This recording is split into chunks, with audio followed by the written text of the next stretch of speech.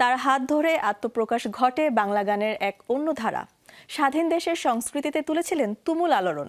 বাংলাদেশের সঙ্গীতের ইতিহাসে পপ সঙ্গীতের অনন্য পথিকৃৎ তিনি। প্রয়াত এই কিংবদন্তির ৭৬তম জন্মদিন আজ। শুভ জন্মদিন গুরু আজম খান।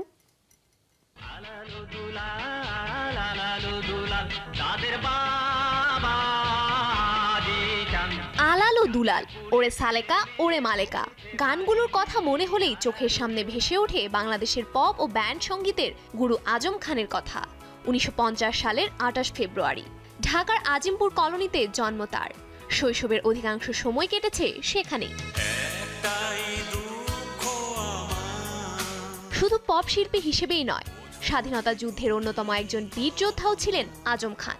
মাত্র ২১ বছর বয়সে ঢাকা উত্তরের সেকশন কমান্ডার হিসেবে মুক্তিযুদ্ধে অংশ নেন। এরপর দেশ স্বাধীনতা অর্জন করলে গান নিয়ে ব্যস্ত হয়ে পড়েন তিনি। ১৯৭২ সালে লাকি আখন্দ ও হ্যাপি আখন্দ দুই ভাইকে নিয়ে গড়ে তোলেন উচ্চারণ নামের গানের দল। এর মধ্য দিয়েই পপ সঙ্গীতে আজম খানের যাত্রা শুরু।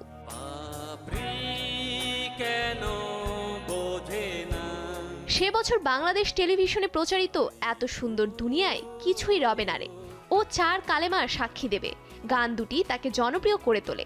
এরপর রেল লাইনের ওই বস্তিতে, আসি আসি বলে তুমি আর এলে না, হারিয়ে গেছে খুঁজে পাবো না গানগুলো গেয়ে শ্রোতাদের মাতিয়ে তোলেন তিনি। রেল লাইনের ওই বস্তিতে জন্মেছিল একটি ছেলে।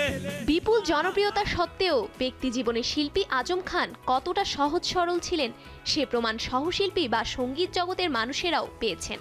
তার অন্যান্য জনপ্রিয় গানগুলোর মধ্যে রয়েছে আমি যারে চাইরে, অ্যাক্সিডেন্ট, হাইকোর্টের মাজারে, অভিমানী, অনামিকা, পাপড়ি, বাধা দিও না।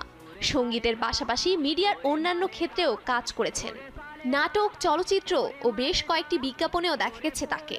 তবে বাংলা সঙ্গীতে অসামান্য অবদানের জন্য বাংলাদেশ সরকার তাকে মরণোত্তর ২১ পদকে ভূষিত করে।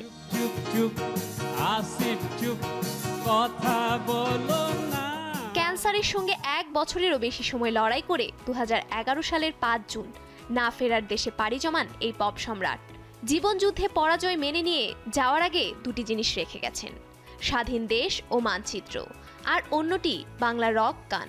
আজম খান চলে গেছেন ঠিকই, কিন্তু রয়ে গেছেন আরও বেশি গভীরভাবে।